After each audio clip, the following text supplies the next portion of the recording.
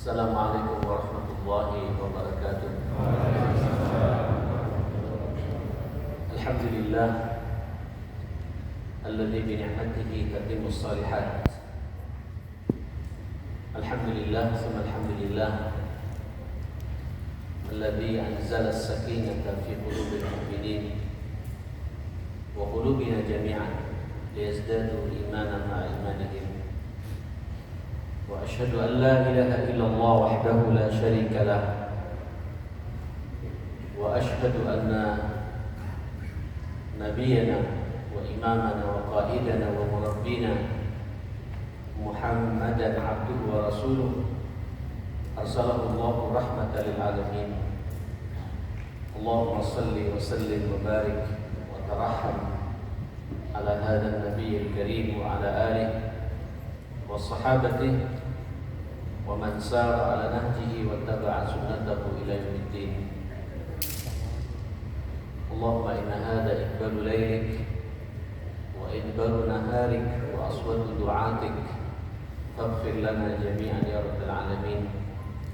اللهم إنا نسألك فهم النبيين وحفظ المرسلين وإلهام الملائكة المقربين. رب اشرح لي صدري ويسر لي أمري wahlul 'uqdatam min lisani yafqahu qawli, amma ba'd. Hadirin Bapak Ibu yang dimuliakan Allah, izinkan saya malam ini merenungi satu hadis Nabi sallallahu alaihi wasallam. Hadis ini sebenarnya berupa dialog, komunikasi antar Rasulullah dengan para sahabatnya. Saat itu Nabi begitu masuk masjid, persis sebagaimana apa yang terjadi pada malam ini.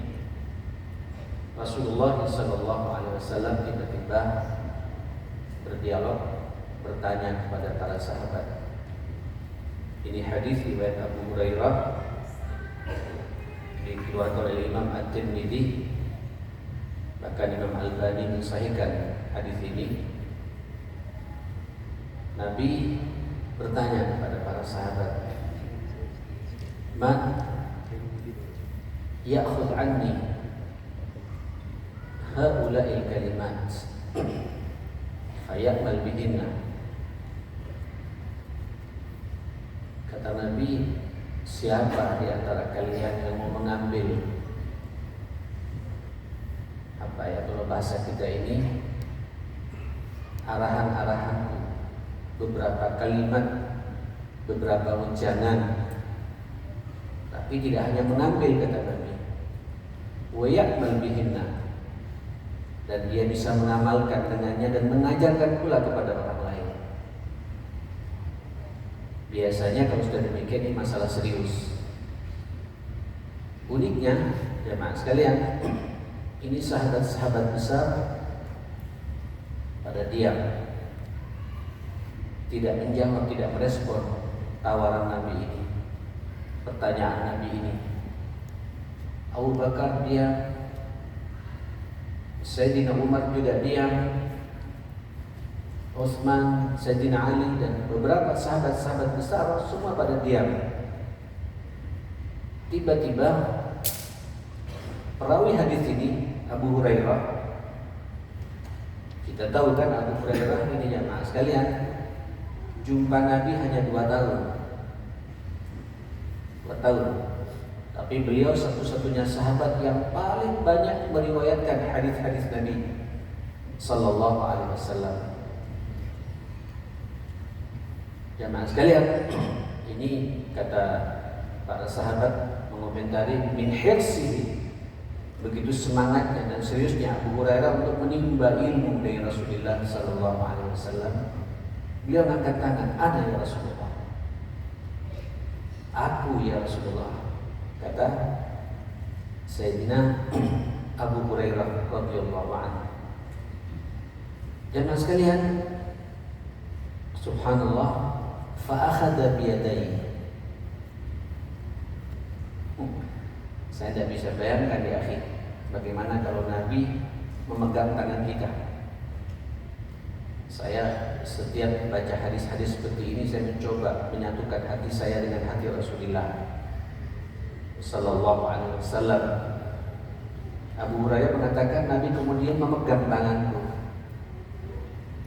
Ini menunjukkan inilah metodologi pengajaran yang sangat efektif dari seorang guru kepada murid. Jadi seorang kiai kepada santri, mahasiswa, guru dosen kepada mahasiswa.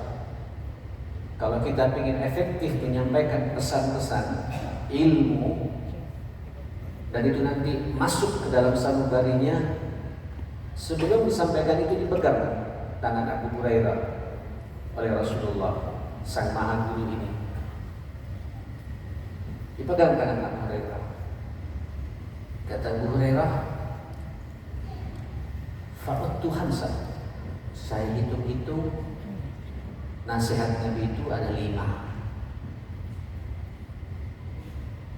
Walaupun jemaah sekalian, 5 nasihat Nabi ini kepada Abu Hurairah, tapi pada hakikatnya untuk kita semuanya, jemaah sekalian. Dan saya melihat kalau kita berpegang teguh, memperhatikan dengan benar dan mengamalkan dan juga bisa menyampaikan pada orang lain, hakul yakin kita akan sukses, bahagia di dunia dan akhirat ini. Dan saya yakin kita nanti di akhirat akan dibersamai oleh Rasulullah Sallallahu Alaihi Wasallam. Jemaah sekalian, apa itu? Pertama, ittaqil maharim, takun a'badan nas. Ya Abu Hurairah, kata Nabi, takutlah kalian, hati-hatilah kalian terhadap segala sesuatu yang diharamkan oleh Allah, yang dilarang oleh Allah. Hati-hati, engkau nanti akan menjadi orang a'badan nas, menjadi orang paling ahli ibadah di dunia ini. Coba kira-kira bisa enggak kita renungi jemaah sekalian? Dan ternyata setelah saya dalami memang betul. Ini sekarang Pak, banyak orang beribadah tapi tidak merasakan nikmatnya ibadah. Banyak orang umroh, banyak orang haji, tapi pulang-pulang capek yang muncul Pak, tidak ada bekas. Banyak orang salat malam, tapi tidak merasakan nikmatnya salat malam itu. Banyak orang saat ini membaca Al-Quran, tapi baca Quran hanya ngejar target saja, jemaah sekalian. Begitu selesai, alhamdulillah, sadaqallahul azim, kayak beban, tapi tidak nikmat. Padahal Quran itu hidayah, Quran itu nur, Quran itu furqan, Quran itu tibyan, Quran itu rahmah, Quran itu ruh dari Allah Subhanahu wa taala. Saya tidak tahu jemaah sekalian, jangan-jangan pengajian kita malam ini juga beban. Ayo kita evaluasi, ada apa ini? Boleh jadi banyak di antara kita ini Pak masih bermain-main dengan apa yang diharamkan oleh Allah Subhanahu wa taala. Pak, Ibu, sesuatu yang dilarang oleh Allah ini maksiat tentunya. Sesuatu yang dilarang oleh Allah ini tentu itu dosa Pak. Dan dosa ini kalau kita nikmati, biar dengan syaratnya sudah terpenuhi, rukunnya sudah terpenuhi, agak berat Pak merasakan a'badan nas, menjadi orang yang ahli ibadah betulan ya Mas. A'bad, bukan abid lain, a'bad. Orang yang ahli ibadah betulan, merasakan nikmatnya ibadah kepada Allah Subhanahu wa taala. Hati-hati ikhwatal iman jemaah sekalian tentang larangan Allah ini. Baik kita menyelisihi perintah-perintah Allah atau menyengaja kita masuk kepada apa yang diharamkan oleh Allah dan kita menikmati itu, jangan harap kita akan bisa merasakan nikmatnya ibadah ini. Saudara, apalagi larangan-larangan Allah ini terkait dengan urusan-urusan syubhat dan haram yang akhir-akhir ini, ma'asyar muslimin, mohon maaf kalau bahasa Nabi, nanti akan datang satu masa kepada umatku la yubali, nanti banyak dari umatku ini, umat Muhammad Bapak kita disebut sama Nabi, dia tidak perhatikan lagi aminal halal aminal haram, apakah rezeki yang dia dapati itu dari sesuatu yang halal atau haram. Tidak jadi perhatian lagi. Saudara, saya jujur ketika merenungi hadis ini dalam memang Pak. Ya. Makanya jenengan banyak kita melihat fenomena di lapangan orang memaksa-maksakan diri Pak, berdoa ya Allah, ya Allah. Tapi masih suka rentenir. Ya Allah, ya Allah, bangun tengah malam Pak. Tapi dia paginya nggak tenang juga. Kenapa? Jual belinya nggak jelas. Waktunya bayar utang tidak mau bayar utang. Padahal dia punya untuk membayar, jemaah sekalian. Perintah-perintah Allah dilarang, larangan-larangan Allah didatangi. Saya masih belum bicara maksiat secara umum, Pak. Maksiat mata,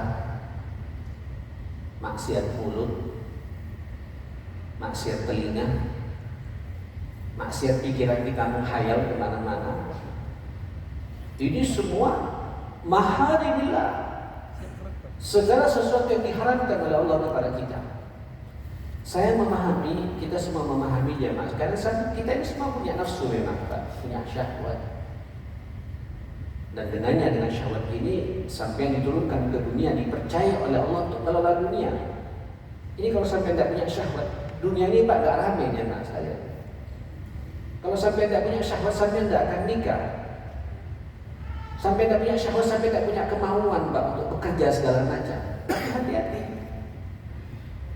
Silakan syahwat tidak dilarang oleh Allah, kita miliki. Dan Allah juga tidak menginginkan kita membunuh syahwat ini Pak. Kita akan inginkan karena kita bukan malaikat. Yang penting kita bisa mengendalikan syahwat kita ini tunduk kepada perintah Allah, kepada syariat Allah, kepada undang-undang Allah, kepada hukum Allah Subhanahu wa taala. Apalagi maksiat mata ini Pak. Dalam kajian tazkiyatun nufus ini termasuk racun-racun hati.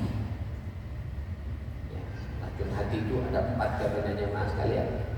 Ini semua larangan Allah semua. Yang pertama, banyak bicara.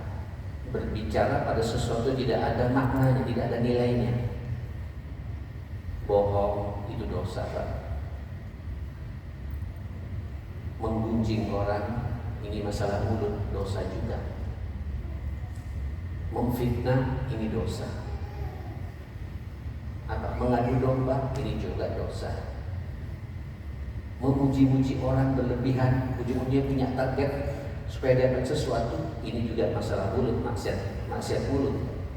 Atau kebalikannya, ninyek orang, apa ninyek ini? Mengolok-olok orang, istihza, sukhriyah, meremehkan orang, ini masalah mulut, maksiat. Makanya orang sampai lihat Pak, orang kalau banyak bicara tidak khusyuk dalam sholatnya.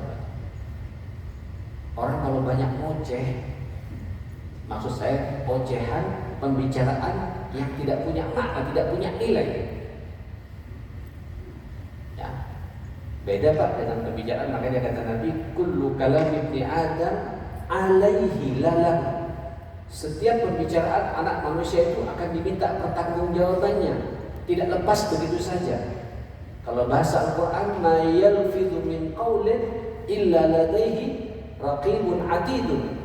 Tidak keluar satu lafaz dari mulut seorang manusia kecuali semua apa yang dibicarakan itu akan dicatat oleh malaikat raqib dan atid.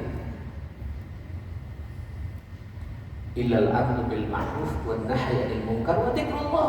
Pembicara tidak punya nilai hukum di mata Allah Itulah pembicaraan yang kuat, punya muatan amar ma'ruf, nahi munkar, dan zikir kepada Allah.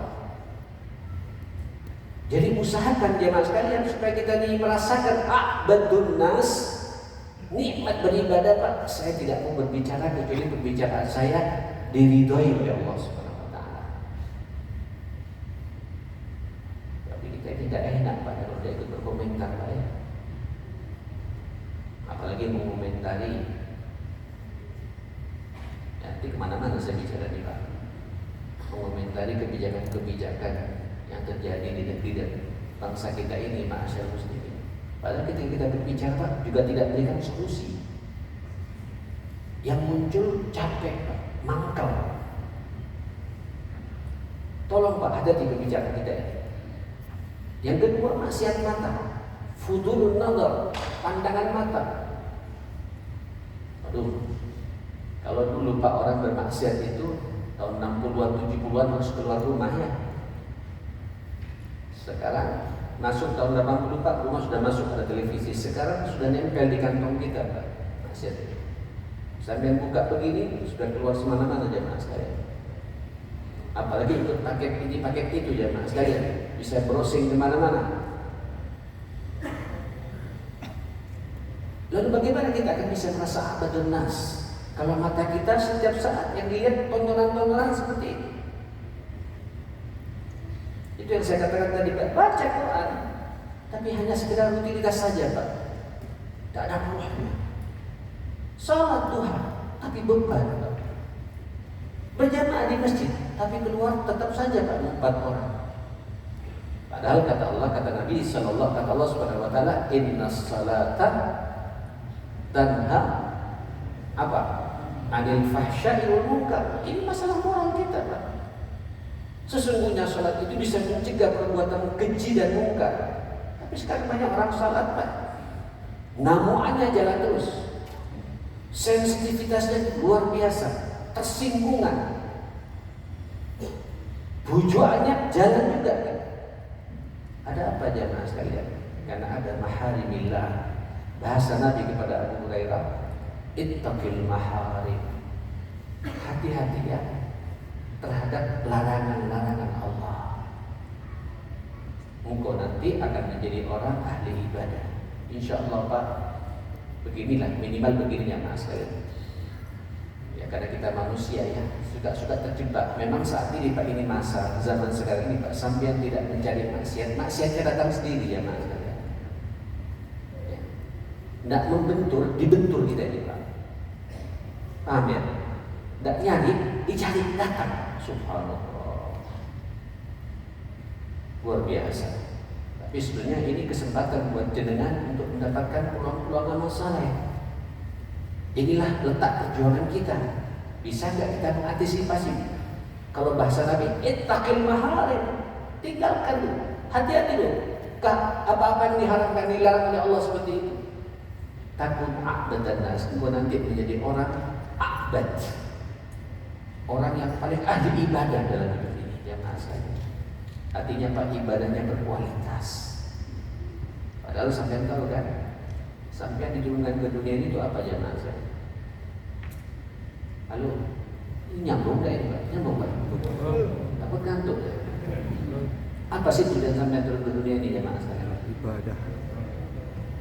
Oh, Iya, betul. jelas ayat kan, wa ma umiru illa liya'budullah. Tidaklah manusia ini diperintah dalam hidup ini kecuali untuk apa? Beribadah kepada Allah. Atau ayat yang sampai sering kenal, wa ma khalaqtul jinna wal insa illa liya'budun. Illa liya'budun, untuk beribadah pada Allah Subhanahu wa taala. Apakah sampai merasa Pak hidup ini 24 jam beribadah kepada Allah? Coba hitung-hitung Pak, dari subuh tadi sampai sekarang ketemu Isya, mana lebih banyak ibadahnya? Halo? Dengan maksiatnya Pak. Oke, kalau kita tidak bicara maksiat, mana yang paling banyak ibadahnya dengan amal mubahnya? Ini ngeri juga ya. Kalau kita tidak bicara ibadah Pak, tadi bilang Mudi, mana yang paling banyak dibagi Bapak antara ibadah dengan amal-amal mubah? Begini. Setan ini jemaah sekalian, saya memang sengaja Pak agak memperpanjang bab yang satu ini, karena ini inti kita masalahnya. Setan ini Bapak Ibu yang dimuliakan Allah, ketika menggoda manusia itu punya 5 target Pak. Targetnya 5. Pertama, sampai ingin diajak oleh setan untuk syirik kepada Allah, menyekutukan Allah. Ini target utamanya. Target utama setan menggoda manusia ini sampai ingin dibuat murtad, syirik, menyekutukan Allah Subhanahu wa taala. Mudah-mudahan kita tidak termasuk ya seperti itu insyaallah. Tapi setan tidak putus asa, Pak. Tidak bisa sini masuk jebakan kedua. Apa jebakan kedua itu? At-tawaqqu fil kaba'ir. Terjebak manusia itu pada dosa-dosa besar. Apa dosa besar? Zina,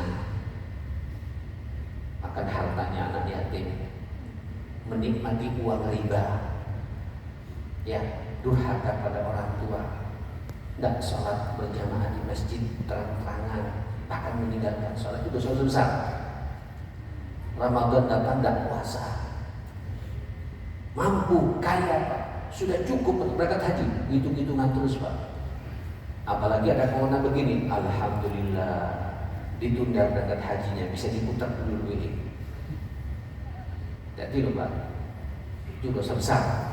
Jangan main-main di bab rukun-rukun Islam ini ketika sampai meninggalkannya jamaah sekalian.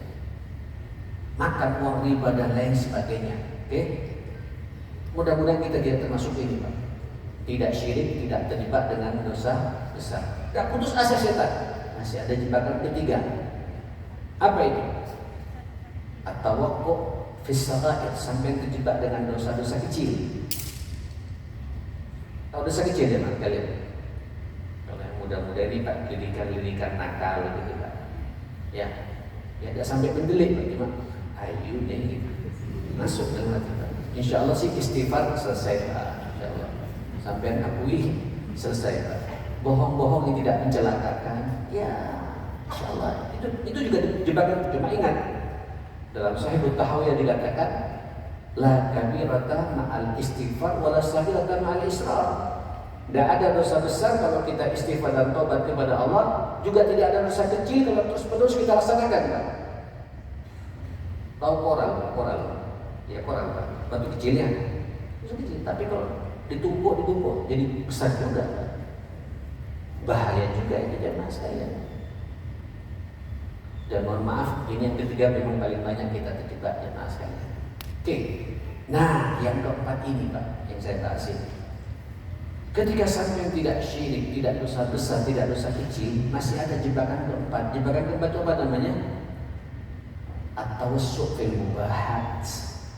Sampai dibiarkan sama setan Pak, terjebak dengan amalan-amalan mubah yang tidak punya nilai ibadah di mata Allah Subhanahu wa taala.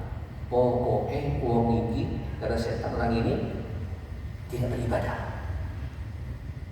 Apa contohnya Pak? Hah? Apa contohnya Pak? Tidur. Halo? Tidur ini wajib, sunnah atau apa Pak? Mubah. Sampai tidak tidur juga apa-apa Pak. Cuma orang beriman Pak, pengen sesuatu yang mubah itu punya nilai, punya nilai ibadah di mata Allah. Bagaimana? Sehingga sampai nanti sebelum tidur Pak, sampai berwudu salat, ya, baca ayat kursinya, baca qul huwallahu ahad, qul a'udzu birabbil falaq, qul a'udzu birabbin nas, angkat tangannya kemudian tiup, kata Nabi, usapkan kepada seluruh anggota tubuh, berdoa. Dan ya jadikan Pak punya perasaan ini malam terakhir. Saya besok tidak akan bangun karena besok saya akan dipanggil oleh Allah Subhanahu wa taala. Gimana perasaan sampean? Tentu istighfar terus ya. Tidurnya penuh istighfar. Jangan-jangan tidak bangun itu jamaah sekalian. Kan begitu jamaah sekalian. Oke, mudah-mudahan Pak mubah punya nilai ibadah. Tapi kebanyakan manusia Pak tidur kadang-kadang langsung lompat. Tak sikat gigi, tak cuci tangan, tak cuci kaki, tak doa juga Pak. Malam-malam mimpi dikejar ular, dikejar sama orang mau dibegal, ngos-ngosan. Itu pun bangun, tidak ingat juga sama Allah Pak. Akhirnya tidur kita Pak, tidak punya bobot. Oke, Mudah-mudahan Pak tidur kita punya nilai ibadah.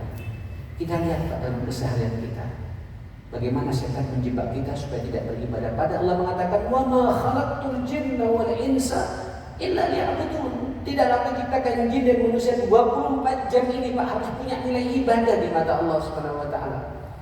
Tapi sengaja setan dipalingkan Pak. Waktu kita habis terbuang percuma pada sesuatu yang tidak punya nilai. Apa contohnya Pak? Nonton televisi.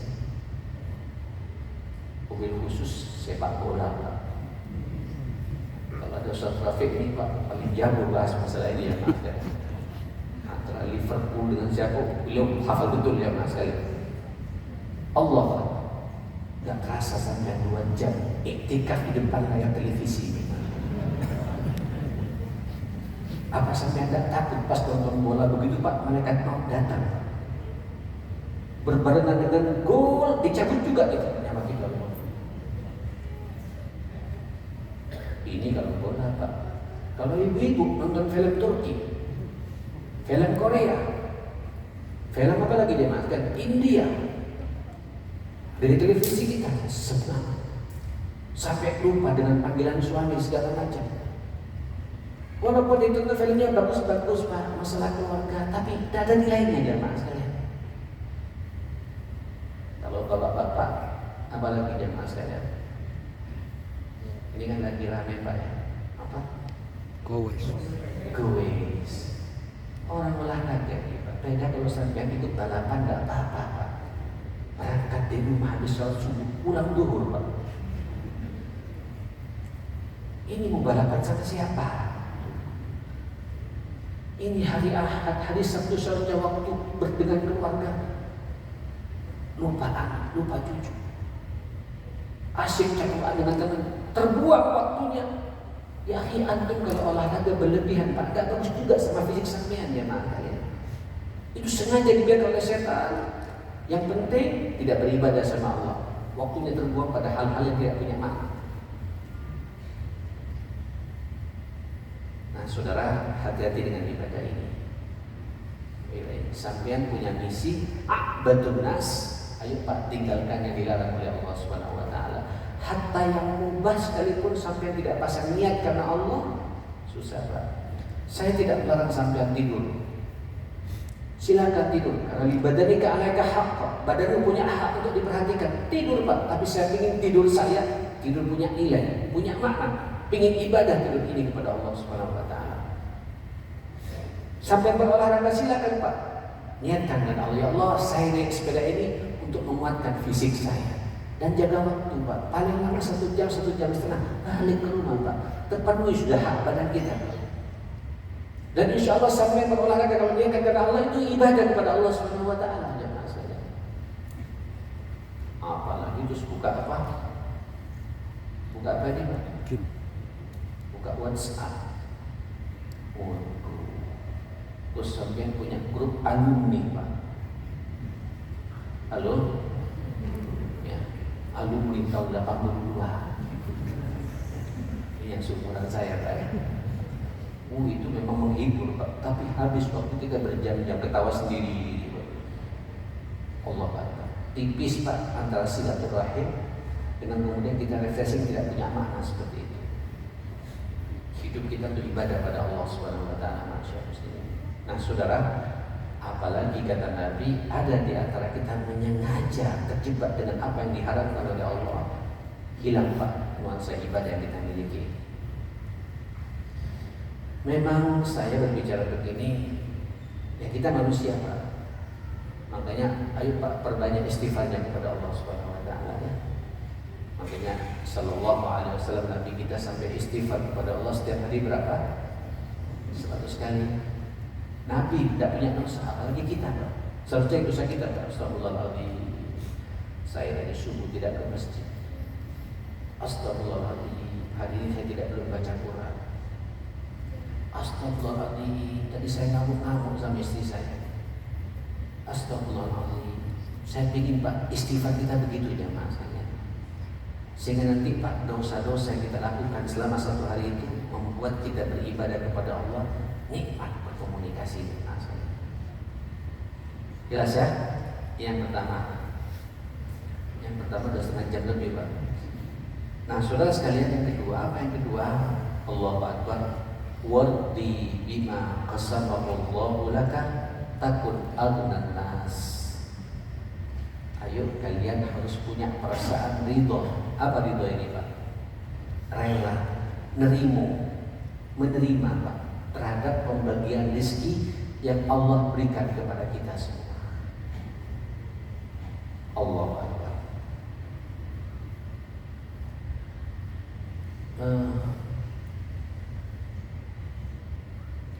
Pak, Ibu, tolong ya kaplingkan di benak kita ini bahwa masing-masing kita ini jamaah sekalian sudah ada kaplingan rezekinya dari Allah, tidak bisa lebih, tidak bisa kurang. Saya ulangi lagi, tolong Pak, ini bukan bahasa saya, ini bahasa Nabi. Kalau sampai ini masuk menjadi akidah buat sampean, hidup sampai tidak akan menghalalkan segala cara. Tapi sampai harus cari Pak. Karena Nabi sudah bersumpah, wallahi kata Nabi, tidak akan meninggal seorang manusia kecuali juga Allah menyempurnakan rezekinya. Dalam sebuah hadis yang sahih, jemaah sekalian, ya Allah, di kitab Riyadhus Shalihin ada, di kitab Arba'in Nawawiyah juga ada. Inna Allah khalaqa ibna Adam fi batni ummihi 40 yawman nutfah, thumma takunu 'alaqatan mithla dhalik, thumma takunu mudghatan mithla dhalik. Allah Subhanahu wa taala ketika menciptakan sampeyan ini Pak, 40 hari pertama berupa nutfah. Jadi perpaduan antara air ayah kita dengan air ibu kita, sekian ratus ribu sel terbuang tinggal satu Pak, nutfah itu yang nyambung, itulah sampean. Berarti sampean ini pilihan Allah. Sampean ini Pak pilihan Allah. Saudara-saudara sampean ratusan ribu sel semua dibuang Pak, tinggal satu. Kalau kembar ya jadi dua, jangan sekalian. Rata-rata kita kan satu semua Pak ya. Saya ini pilihan Allah. Oke? Nah 40 hari kedua alaqah sudah mulai bergantung di rahim ibu, jemaah sekalian. 40 hari ketiga persis berumur 120 hari 4 bulan itu, jemaah sekalian, sudah berbentuk fisik, jemaah sekalian. Saat itu sudah mulai bergerak-gerak kita Pak. Allah mengutus malaikat ruh yang bergelantungan di Lauhul Mahfuz, diambil oleh Allah, diberikan kepada malaikat, masukkan ke tubuh hambaku ini akan turun ke dunia ini. Jadi ruh itu Pak masuk ke tubuh kita ketika sampean menjadi janin di rahim ibu kita berumur berapa? 4 bulan 120 hari. Saat itu Allah menentukan 4 perkara. Ini takdir Pak. Apa itu? Disebut pertama kali oleh Nabi rizqi. Fayuktab lahu, Allah tentukan kepadanya rizkinya. Jadi rizki ini Pak sudah ada ketentuannya dari Allah. Tentu Allah memahami betul Pak. Allah tahu betul. Ada orang dikasih rezeki, Masya Allah, sukses dari mulai karirnya naik terus, pada pernah turun-turun. Ada orang Pak harus banyak bergelombang dulu Pak, turun naik. Walaupun nanti turun lagi, begitu punya anak baru naik ya Mas. Kita tidak tahu ini. Ada orang Pak turun terus Pak. Tapi subhanallah yang menjadi kebanggaan kita Pak, umat Muhammad ini kata Nabi tidak ada yang akan dibuat kelaparan selama dia masih punya iman dan takwa kepada Allah Subhanahu wa taala. Ini kaidah bagi kita Pak. Ya, jadi rezeki ini makanya kalau sampai hafal, sadar dari hadis ini ma'asyar muslimin, tidak akan ada kecemburuan di antara kita Pak. Oh iya, jemaah sekalian. Saya merenung jemaah sekalian.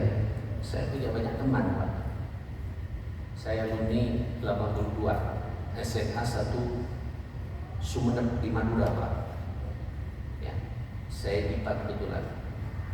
Ada teman saya ranking 1, ranking 2, Masya Allah pinter-pinter, dan di kedokteran atau macam-macam. Tapi justru Pak yang ranking belasan Pak sekarang jadi pengusaha teman-teman. Sukses. Yang satu kuliah di Amerika, kuliah di Eropa, kalau di Australia, Malaysia, pulang-pulang biasa-biasa saja. Justru di Ampel Pak, Ada seorang pengusaha SD saja gak lulus jemaah sekalian, tapi usahanya gak mufakat, mengalahkan yang kuliah teman-temannya yang kuliah di Amerika, kuliah di Eropa. Rezeki Pak, Allah yang atur semua jemaah sekalian. Dan Allah ketika ngasih rezeki kepada kita, Allah paham betul itulah kemampuan kita. Nah orang kalau sadar dengan bab yang satu ini jemaah sekalian, warda bima qassamahu Allahu laka, ayo ridholah kalian terhadap pembagian rezeki yang Allah tentukan kepada kalian. Jangan lihat ke atas Pak. Masing-masing sudah ada kepentingan rezekinya dari Allah Subhanahu wa taala. Enggak ada hasad di antara kita. Kata Nabi, takun aghnan nas, engkau menjadi paling kayanya orang. Orang kaya itu jemaah sekalian, orang yang menerima Pak terhadap ketentuan Allah Subhanahu wa taala.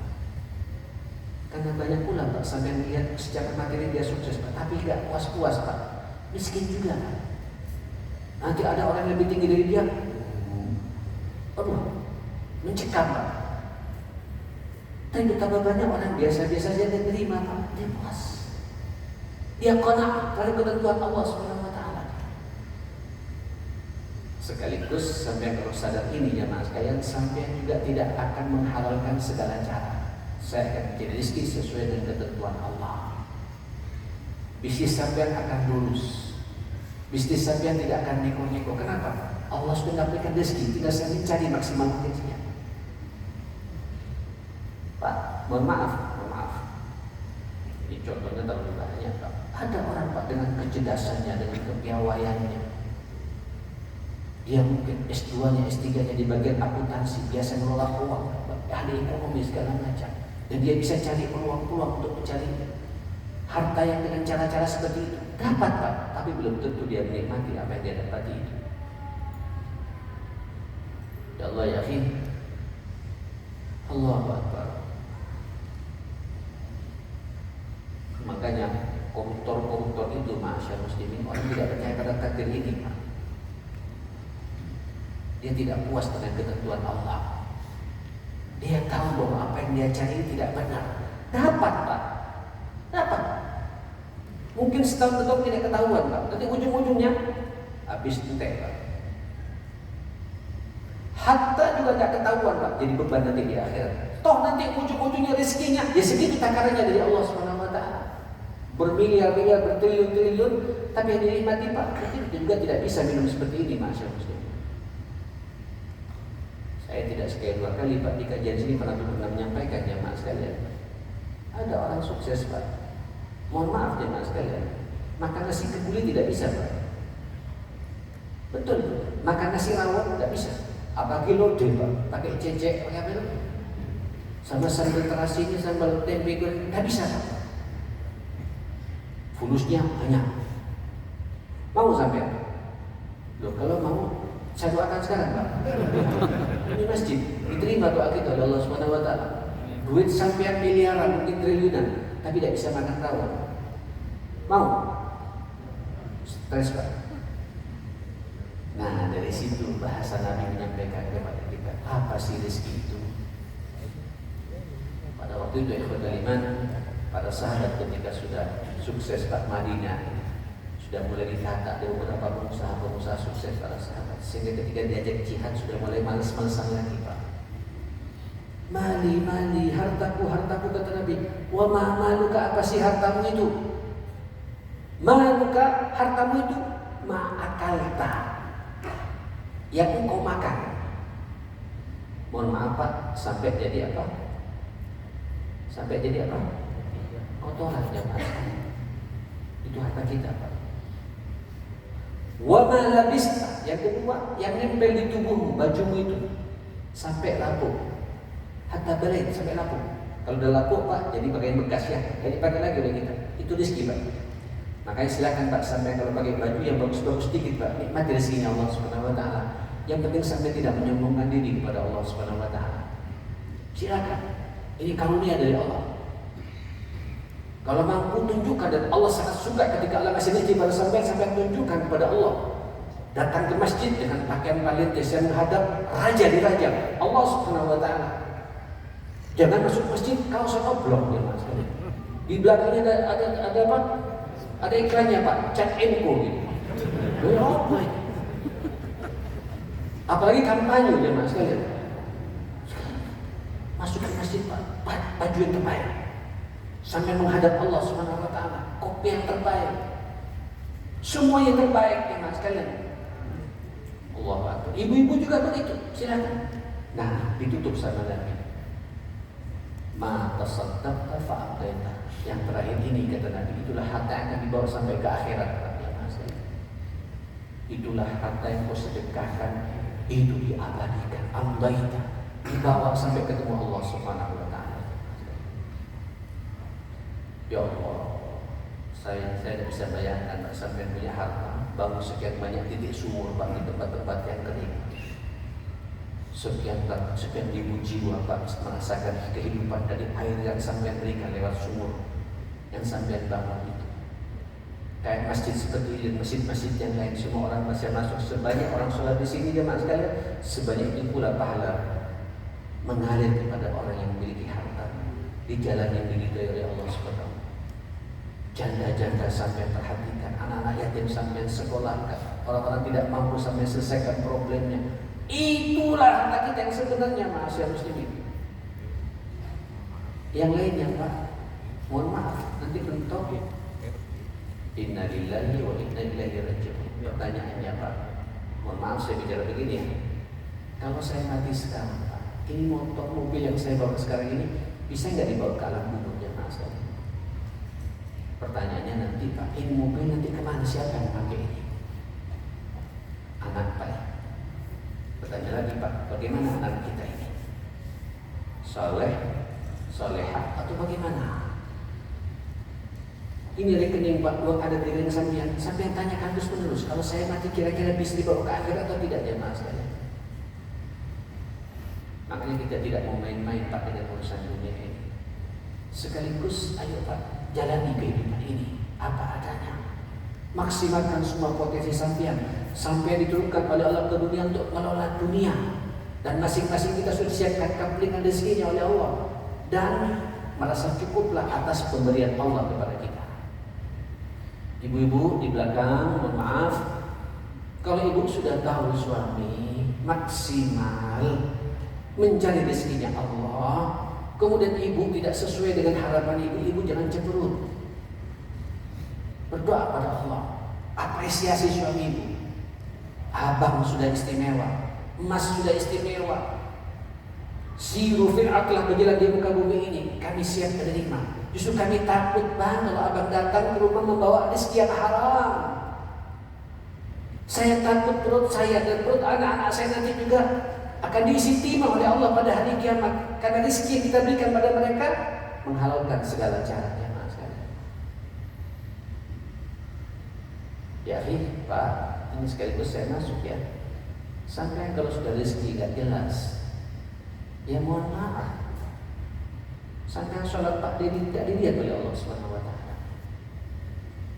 Sampai haji Pak, labbaik Allahumma labbaik, tapi sangunya Pak, sangu yang syubhat, menghalalkan segala cara, memaksa untuk mendapatkan rezeki dengan cara-cara instan, tidak jelas dari mana sumbernya. Sampai mengucapkan labbaik Allahumma labbaik, kata Allah, la labbaik wa la sa'daik. Aku tidak menyambut panggilanmu dan tidak ada kebahagiaan buat kamu. Aku tidak butuh kamu datang ke sini, kata Allah Subhanahu wa taala. Yang paling parah lagi Pak, sampai berdoa, ya Rabb, ya Rabb, ya Rabb, ya Allah, ya Allah, ya Allah. Kata Nabi, bagaimana sih doanya bisa diterima oleh Allah Subhanahu wa taala? Makanannya haram, dari rezeki yang haram, minumannya dari rezeki yang haram, baju yang nempel dari hasil yang haram, kebiasaan hidupnya kebiasaan haram. Bagaimana dosanya? Doanya bisa diterima oleh Allah Subhanahu wa taala.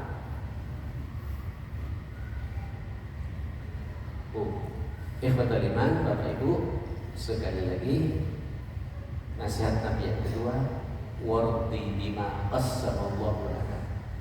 Takun akan nas, kalau sampai ingin jadi orang paling puas dalam hidup ini Pak, nerima terhadap takdir Allah akan takaran rezeki yang Allah berikan kepada kita. Silakan Pak, maksimalkan potensi sampean. Allah sudah siapkan kapling ini. Apapun hasilnya, itulah pemberian Allah kepada kita, dan nikmati masyarakat muslimin. Barakah hidup sampean atas izin Allah Subhanahu wa taala. Nah, saudara, Allah tinggal 10 menit ini Pak. Saya sebut saja. Nah, yang ketiga berbicara aspek sosial jamaah saya. Apa itu?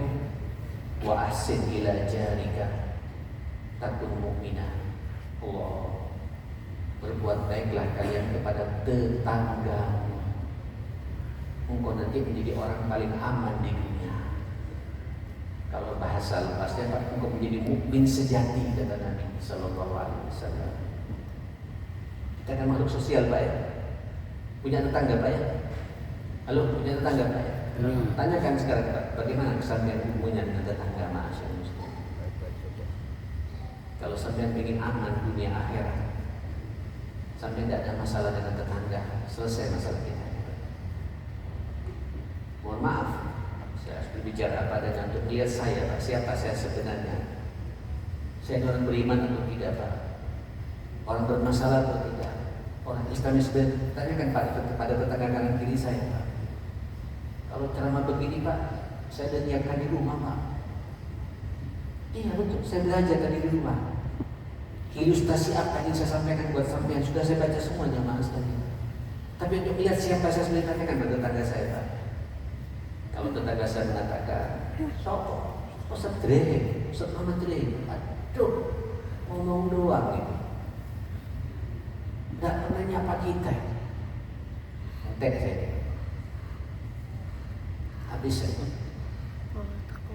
Makanya kata Nabi, maka yu'minu billahi wal yawmil akhir falyukrim jarah. Selain falyukrim dhaifah, falyukrim jarah. Barang siapa beriman kepada Allah dan punya orientasi akhirat, ingin masuk surganya Allah, jauh dari nerakanya Allah, muliakan tetangga. So, sampai Nabi kan begitu, Pak ya. Wala yazalu Jibril yusi bil jar hatta dhanantu annahu sayuwarrithu. Aduh, terus saya perhatikan Jibril setiap selesai menyampaikan ayat kepadaku mau pulang, ya Muhammad, jauh ke tetanggamu. Sampai aku merasa bahwa tetangga akan punya hak warisan dariku. Jadi sebenarnya Pak, untuk melihat bagaimana kualitas iman kita, Pak, bagaimana komunikasi sampean dengan tetangga itu, Pak, sekali.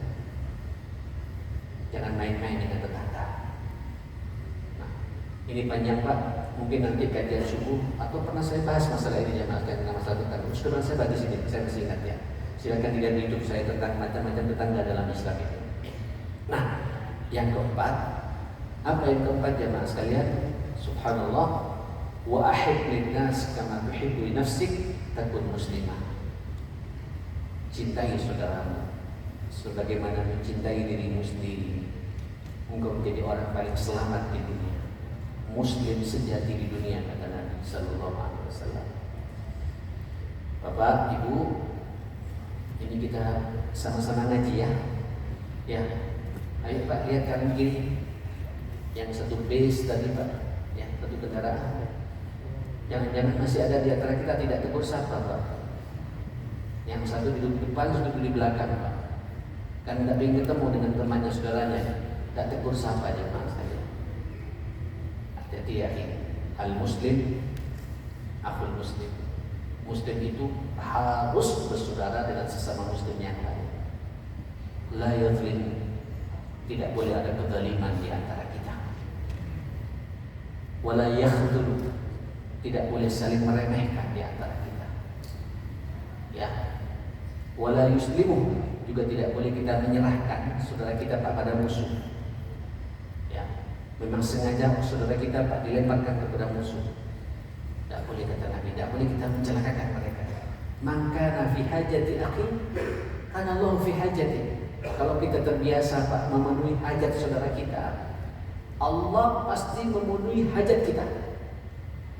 Wallahu fi aunil abdi, maka al-abdu fi auni akhi. Allah selalu menolong hambanya kalau kita suka menolong saudara kita, jemaah sekalian. Jadi kalau sampean Pak ingin mendapatkan karunia dari Allah, hajat-hajat kita terpenuhi, biasakan kita memenuhi hajat saudara kita, Pak. Jadi kalau kita banyak masalah, Pak, makanya ulama-ulama salaf terdahulu, kalau banyak masalah, Pak, dia keluar, Pak, menyelesaikan masalahnya orang, biar masalahnya juga diselesaikan oleh Allah Subhanahu wa taala. Luar biasa ini, masyaallah. Saudara, ada dua hadis ya. Karena ditanya Nabi tentang ahabbul a'mal ilallah wa ahabbun nas ilallah. Ahabbun nas ilallah, manusia paling dicintai di sisi Allah, itulah sururun yudkhiluhu ala ghairihi. Sampai suka menyenangkan orang, membahagiakan orang.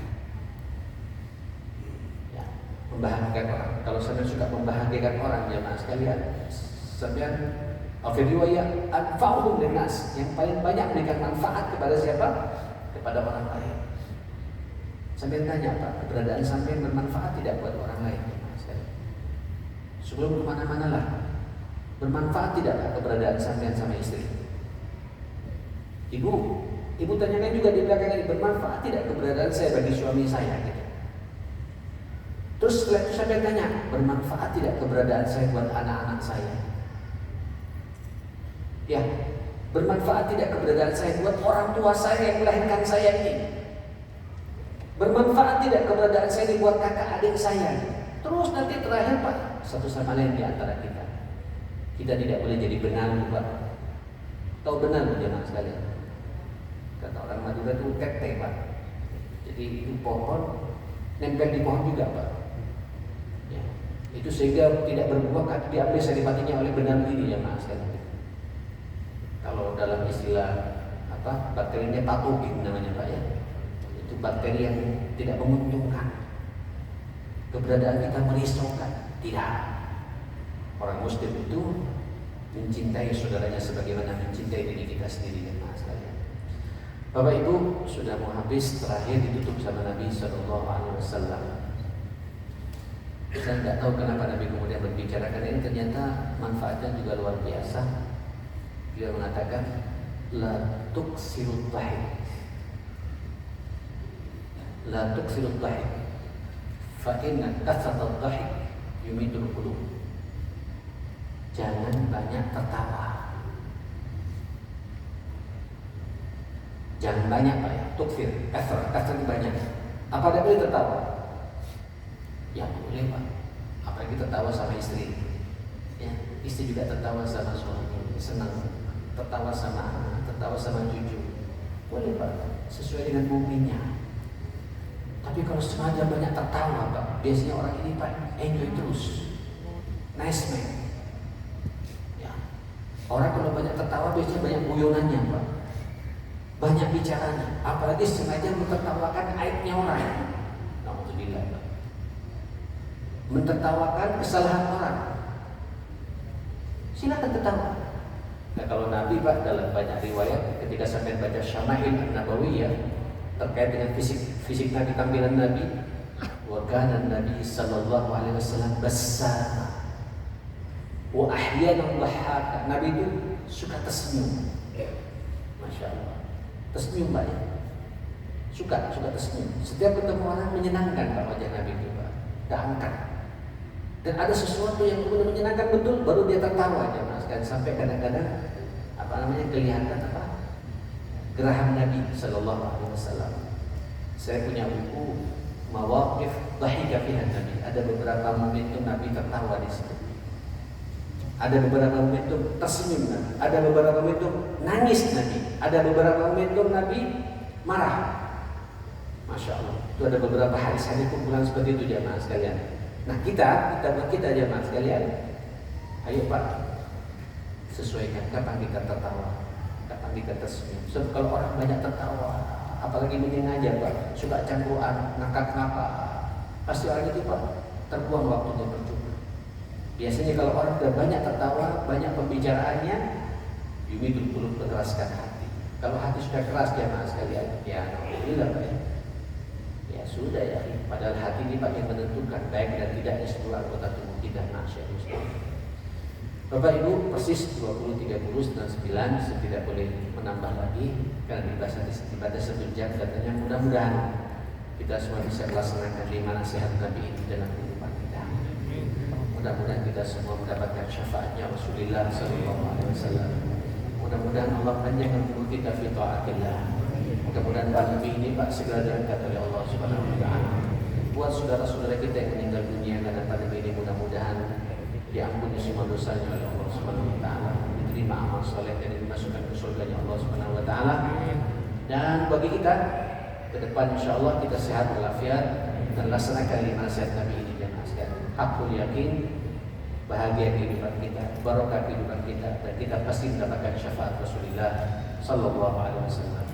Allahumma arhamna bil Quran, Allahumma ihfazna bil Quran, Allahumma akrimna bil Quran, Allahumma hdina bil Quran, Allahumma saddid lana bil Quran. Ya hayyu ya qayyum bi rahmatika nastaghith, innaka ala kulli syai'in qadir.